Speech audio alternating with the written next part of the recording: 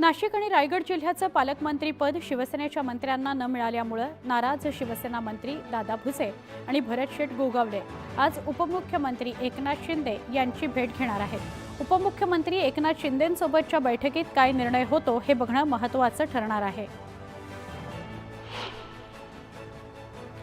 नाशिकच्या पालकमंत्रीपदासाठी स्थगिती मिळाल्यानंतरही भाजप आग्रही आहे। चंद्रशेखर बावनकुळे आणि गिरीश महाजन यांच्यात नाशिकच्या पालकमंत्रीपदाबाबत चर्चा झाल्याची माहिती समोर येते।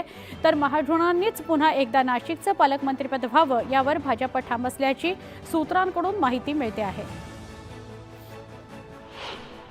अदिती तटकरे आणि गिरीश महाजन पालकमंत्रीपदावर कायम राहणार आहेत।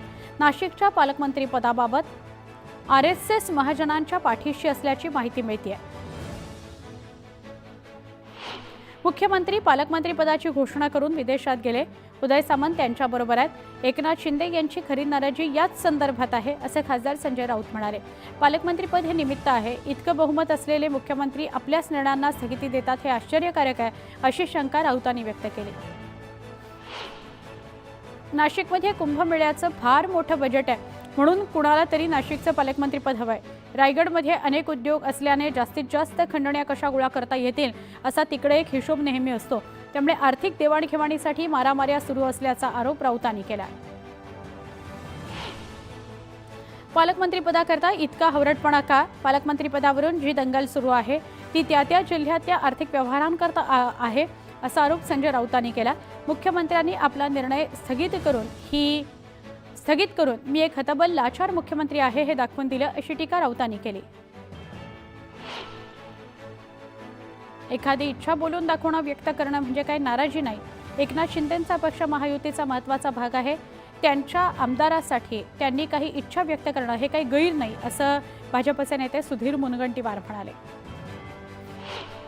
वर्ध्याच्या राजकारणामध्ये काँग्रेसमधून मुहूर्तमेढ करणाऱ्या पंकजा भोयर यांनी भाजपात येत पालकमंत्री बनण्याचा मार्ग मिळवला। पंकज भोयर हे 10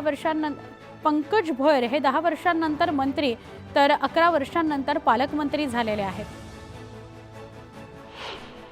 नागपूर महानगरपालिका निवडणुकीसाठी भाजपने पहिला सर्व्हे केला। सर्व्हेत भाजपच्या 30 ते 40% माजी नगरसेवकांचा नकारात्मक रिपोर्ट आलाय। नकारात्मक कार्ड असलेल्या नगरसेवकांचा पत्ता कट होऊ शकतो। शिवसेना ठाकरे गटाच्या जिल्हा प्रमुखांची 24 जानेवारीला शिवसेना भवनात बैठक होणार आहे। सगळ्या जिल्हा प्रमुखांना पक्षप्रमुख उद्धव ठाकरे मार्गदर्शन करणार आहेत। महाविकास आघाडीची आज मुंबईत महत्त्वाची बैठक होणार आहे। स्थानिक स्वराज्य संस्थांच्या निवडणुकीसंदर्भात चर्चा होण्याची शक्यता आहे। हर्षवर्धन पाटलांनी शरद पवारांची भेट घेतली। पुण्याच्या मोदी बागेत दोघांची भेट झाली। जळगावात ठाकरे गटातील नाराजांना सोबत घेण्याच्या हालचाली सुरू असून जळगाव महापालिकेचे ठाकरे गटातील माजी नगरसेवक शिंदे गटाच्या वाटेवर आहेत अशी चर्चा आहे। ठाकरे गटाचे 4 ते 5 माजी नगरसेवक शिंदे गटात प्रवेश करणार अशी माहिती शिवसेनेचे मंत्री गुलाबराव पाटलांनी दिली आहे। महापालिकांच्या निवडणुकांसंदर्भात सर्वोच्च न्यायालयामध्ये दाखल झालेल्या याचिकांवर बुधवारी होणारी सुनावणी लांबणीवर गेली आहे। त्यामुळे पुन्हा एकदा रखडलेल्या पालिका निवडणुका लांबणीवर पडण्याची शक्यता वर्तवण्यात येते। लाडक्या बहिणींकरता खुशखबर। आता मार्च महिन्यातील बजेटनंतर महिलांच्या खात्यात 2100 रुपयांचा हप्ता जमा व्हायला सुरुवात होईल अशी माहिती दिली आहे राधाकृष्ण विखे पाटील यांनी। सैफ अली खानवर हल्ला करणाऱ्या बांगलादेशी आरोपीनं बांगलादेशातून पोहत येत भारत गाठलं। डावकी नदीतून पोहत येत त्यानं भारत गाठलं अशी माहिती समोर येते। या प्रकरणी पोलीस अधिक तपास करत आहेत। अभिनेता सैफ अली खानला आज डिस्चार्ज मिळण्याची शक्यता आहे। सैफच्या तब्येतीतील सुधारणा बघता सैफला आज डिस्चार्ज मिळू शकतो। सैफवर झालेल्या हल्ल्याप्रकरणी पोलीस सैफ अली खानचा जबाबही नोंदवून घेणार आहेत।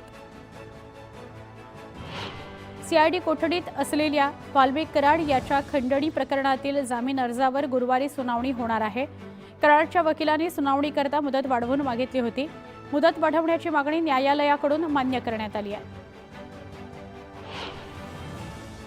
धाराशिवमधील वाघ शोधण्यासाठी यवतमाळमधून आलेल्या स्पेशल टीमच्या हाती काहीच न लागल्यानं रिकाम्या हातीच त्यांना परतावं लागलं। त्यामुळे आता पुण्याची विशेष रेस्क्यू टीम वाघाचा तपास करणार आहे।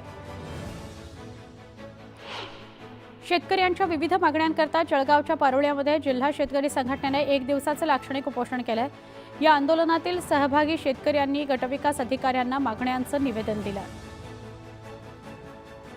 नागपूर गोवा शक्तीपीठ महामार्गाविरोधात सांगलीमध्ये स्वाभिमानी शेतकरी संघटना आक्रमक झाली। सांगली जिल्ह्यातील शक्तीपीठ महामार्ग रद्द झालाच पाहिजे, अन्यथा प्रसंगी हातात बंदूक घेऊन गोळ्या घालू असा इशारा स्वाभिमानी शेतकरी संघटनेने दिला आहे।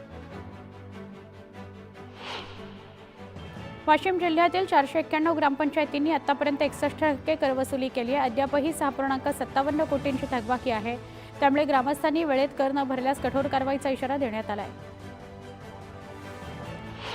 वर्ध्याच्या वायगावात जंगली रानडुकरांनी धुडगूस घातलाय। गावात शिरलेल्या रानडुकरानं चहाच्या टपरीचीही नासधूस केली। त्रस्त झालेल्या ग्रामस्थांनी जाळं टाकून डुकराला पकडत जंगलात सोडलं। कोकण किनारपट्टीच्या सुरक्षिततेसाठी किनारपट्ट्यांवर ड्रोनची करडी नजर आहे, त्यामुळे अवैध मासेमारीला आळा बसलाय। पहिल्याच 9 दिवसात 27 बेकायदा बोटींवर कारवाई करण्यात आली आहे।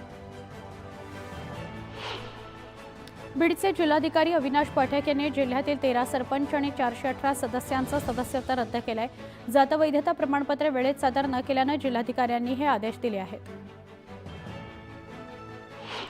बीडच्या माजलगाव पालिकेतील मुख्याधिकाऱ्याची उपविभागीय अधिकाऱ्यांमार्फत चौकशी केली जाणार आहे। नगरोत्थान योजनेअंतर्गत 50 कोटीच्या कामात अनियमितता असल्याचा त्यांच्यावर आरोप आहे। छत्तीसगड ओरिसा सीमेवर झालेल्या चकमकीत 14 माओवाद्यांना कंठस्नान घालण्यात आलं। 1000हून अधिक जवान विशेष अभियानामध्ये माओवाद्यांविरोधात लढत होते। अजूनही पोलिसांकडून सर्च ऑपरेशन सुरू आहे।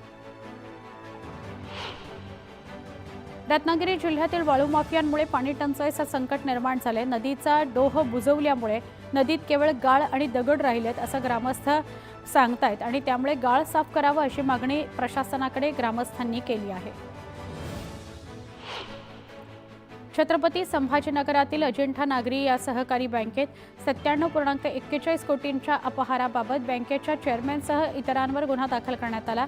बँकेचे चेअरमन आणि माजी आमदार सुभाष झांबड यांचा अटकपूर्व जामीन फेटाळल्यानं त्यांची अटक अटळ आहे। धाराशिव रेल्वे स्टेशनला पुरातन रूप देण्याचं काम सध्या सुरू आहे। अमृत भारत योजनेअंतर्गत रेल्वे स्थानकाच्या कामासाठी 21 कोटींचा निधी देण्यात आलेला आहे। छत्रपती संभाजीनगर जिल्ह्यातील जायकवाडी पक्षी अभयारण्यामध्ये पक्ष्यांच्या 250 पेक्षा अधिक प्रजाती आढळल्या आहेत। विशेष म्हणजे गेल्या वर्षी गायब असलेल्या मंगोलिया रशिया रफ या पक्ष्यांच्या प्रजाती यंदा दिसल्यानं पक्षीप्रेमी सुखावले आहेत। भुसावळमधील हतनूर धरण परिसरामध्ये वनविभागातर्फे पशुगणना करण्यात आली आहे। तब्बल 27,000 पक्ष्यांची नोंद केली असल्याची माहिती समोर येते। 183 प्रजातीचे पक्षी असल्यानं पक्षीप्रेमींनी आनंद व्यक्त केला आहे। नगर अर्बन बँकेचे चार्टर्ड अकाउंटंट विजय मर्दा यांचा अटकपूर्व जामीन अर्ज जिल्हा न्यायाधीश M.H. शेख यांनी फेटाळला। बँक घोटाळ्यात त्यांचा सहभाग असल्यानं न्यायालयानं त्यांचा जामीन अर्ज फेटाळून लावलेला आहे। अमरावतीच्या मेळघाटमध्ये 77 वर्षाच्या वृद्ध महिलेची जादूटोण्याच्या संशयावरून गावातून धिंड काढण्यात आली होती। यानंतर जिल्हाधिकारी आणि पोलीस अधीक्षकांनी वृद्ध महिलेच्या घरी भेट दिली। 5 आरोपींना न्यायालयानं 22 जानेवारीपर्यंत पोलीस कोठडी सुनावली। धाराशिव नगर परिषदेच्या मुख्याधिकारी फड यांनी बोगस कामाची 27 कोटींची बिलं काढल्याचा आरोप करण्यात आलाय। या आरोपांनंतर वरिष्ठ अधिकाऱ्यांची चौकशी समिती गठीत करण्यात आली आहे। छत्रपती संभाजीनगरमध्ये गुंतवणुकीवर 3% परतावा देण्याचा आमिष दाखवून गुजरातच्या क्विक स्टार्ट 24 ग्रुप कंपनीनं 1,500 गुंतवणूकदारांना फसवल्याचं समोर आलंय। 35 कोटी रुपये उकळून कार्यालयाला कुलूप लावून फसवणूक केल्याचं समजतंय। या प्रकरणी 2 शाखा व्यवस्थापकांना अटक करण्यात आली आहे। जळगावात 2024 या वर्षात वाहतूक नियम मोडणाऱ्या 33,858 जणांवर कारवाई करण्यात आली आहे। कारवाईत 2,18,04,150 रुपयांचा दंड वसूल करण्यात आलेला आहे। अमरावती शहरात महिलांबाबत घडलेल्या गुन्ह्यांचा विचार केल्यास त्या असुरक्षित असल्याचं पुन्हा एकदा उघड झालं। 2024 मध्ये बलात्काराचे 99, विनयभंगाचे 244, पळवून नेण्याचे 126 गुन्हे दाखल करण्यात आले। प्रस्तावित शक्तीपीठ महामार्गाला लातूर जिल्ह्यात शेतकऱ्यांकडून कडाडून विरोध होतोय। महामार्गात लातूर जिल्ह्यातील 481 हेक्टर जमीन संपादित केली जाणार आहे। शेतकऱ्यांनी लातूर जिल्ह्यात तीव्र आंदोलनाचा इशारा दिला आहे। वाशिम जिल्ह्यात वातावरणात झालेल्या बदलामुळे तुरीचं उत्पादन मोठ्या प्रमाणात घटलंय. त्यातच बाजारात तुरीला कमी दर मिळत असल्यामुळे शेतकऱ्यांचं मोठं आर्थिक नुकसान होत आहे. त्यामुळे शेतकऱ्यांनी चिंता व्यक्त केली आहे. सोलापूर कृषी उत्पन्न बाजार समितीत कांद्याच्या दरात 500 रुपयांनी वाढ झाली आहे. शेतकऱ्यांच्या कांद्याला 41 रुपयांपर्यंतचा दर मिळत असून सरासरी 2000 रुपयांचा दर मिळतो आहे. हिंगोलीच्या आजेगावमधील जिल्हा परिषद माध्यमिक शाळेच्या इमारतीची काही कामं रखडली आहेत. त्यामुळे गेल्या 6 ते 7 वर्षांपासून ही इमारत उपयोगाविना धुळखात पडू नये. इमारत पूर्ण करून विद्यार्थ्यांची चांगली सोय करण्याची मागणी नागरिक करत आहेत. कृषी पर्यटनाअंतर्गत सोलापूर जिल्ह्यातील महामार्गावर 10 ॲग्रो मॉल उभारण्याचा निर्णय घेण्यात आला. त्यानुसार जिल्ह्यात अनुकूल जागेचा शोध घेणं सुरू आहे. अमळनेर तालुक्यामध्ये अवकाळी पाऊस, धुकं आणि त्यानंतर पुन्हा ढगाळ वातावरण यामुळे रब्बी हंगामातील पिकांना धोका निर्माण झाला आहे. जवळपास 38,000 हेक्टर क्षेत्रातील पिकं धोक्यात आलेली आहेत. जळगाव जिल्ह्यातील मुक्ताईनगर तालुक्याला पूर्णाड फाट्याकडून विदर्भातील जळगाव जामोदकडे जाणाऱ्या रस्त्याची दुरवस्था झाली आहे. खड्डेमय रस्त्यामुळे अपघाताची संख्या वाढती आहे. त्यामुळे तात्काळ रस्ता दुरुस्त करावा अशी मागणी ग्रामस्थ करतायत. हिंगोलीच्या खानापूर ते अंभेरी रस्त्याच्या कामाला सुरुवात झाली. महामार्गाचं काम करताना या रस्त्यावरून गौण खनिजाची वाहनं गेल्यानं रस्त्याची दुरवस्था झाली. नागरिकांच्या मागणीनंतर या रस्त्याचं आता पुन्हा काम सुरू करण्यात आलेलं आहे. अंबरनाथमध्ये पुन्हा एकदा कंपन्यांनी रासायनिक वायू हवेत सोडले. त्यामुळे धुरकट वातावरण निर्माण झाले. त्रस्त झालेल्या नागरिकांकडून कंपनीवर कारवाई करण्यात यावी अशी मागणी करण्यात येते.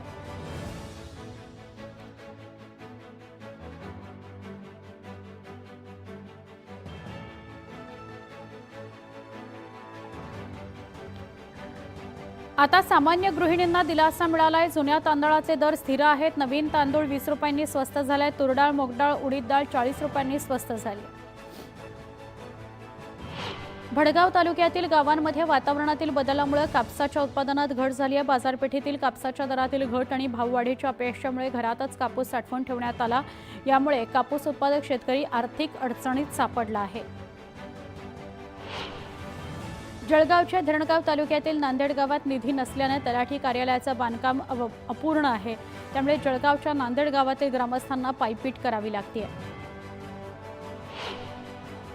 ऑनलाईनच्या माध्यमातून इच्छुकांना आता घरबसल्या रेशन कार्ड काढता येतं. पण अंधेरी आणि कांदिवली या 2 परिमंडळात गेल्या 3 महिन्यांमध्ये एकही ऑनलाईन अर्ज आलेला नसून लाभार्थ्यांमध्ये निरुत्साह आहे असं बघायला मिळालं. एका गुंडाला नावानं हाक मारल्यानं रागात गुंडानं तरुणाला बेदम मारहाण करत धारधार चाकूनं जीवघेणा हल्ला केला. या हल्ल्यात तरुण गंभीर जखमी झालाय. त्याचा हात कायमचा निकामी होण्याची चिन्ह आहेत. संबंधित आरोपीवर गुन्हा दाखल करण्यात आलेला आहे. लातूरमध्ये व्हॅनमध्ये एलपीजी गॅस भरताना अचानक स्फोट झाला. आग लागली. या आगीत 2 वाहनं जळून खाक झाली. व्हॅनमधील 3 होरपळलेत. नागरिकांच्या सतर्कतेमुळे 3घांचे जीव वाचलेत. मुंबई गोवा महामार्गावर कारचा भीषण अपघात झाला. या अपघातात एअरबॅग उघडल्याने 2घांचा जीव वाचला तर कारचं मोठ्या प्रमाणात नुकसान झालं. वाशिम जिल्ह्यातील रिसोडमध्ये भरधाव कारचं नियंत्रण सुटल्याने भीषण अपघात झाला. कार उलटली. चालक गंभीर जखमी झाला. अपघातात कारचं प्रचंड नुकसान झालं. अकोला ट्रकमधून 27 कट्टे तूरडाळ चोरी करणाऱ्या 4 आरोपींना स्थानिक गुन्हे शाखेच्या पथकानं अटक केली. आरोपींकडून तूरडाळीचे कट्टे जप्त करण्यात आले. अकोला अन्न आणि औषध प्रशासनानं GMD मार्केटमध्ये असलेल्या दास सर्जिकल प्रतिष्ठानच्या गोदामाची तपासणी केली. एक्सपायर सलाईनचे 1000 बॉक्सेस जप्त करण्यात आले. छत्रपती संभाजीनगरात एका 45 वर्षाच्या व्यक्तीला एका महिलेनं पोलीस असल्याचं सांगत फसवणूक केली. संमोहित करून हनी ट्रॅप आणि ब्लॅकमेलिंग केल्याचा धक्कादायक प्रकार समोर आलाय. या प्रकरणी पोलिसांनी कारवाईला सुरुवात केलेली आहे. मालेगाव पोलिसांनी दुचाकी चोरणाऱ्या 9 जणांच्या 2 टोळ्यांना जेरबंद केलं. पोलिसांनी तब्बल 63 दुचाकी चोरट्यांकडून हस्तगत केल्या.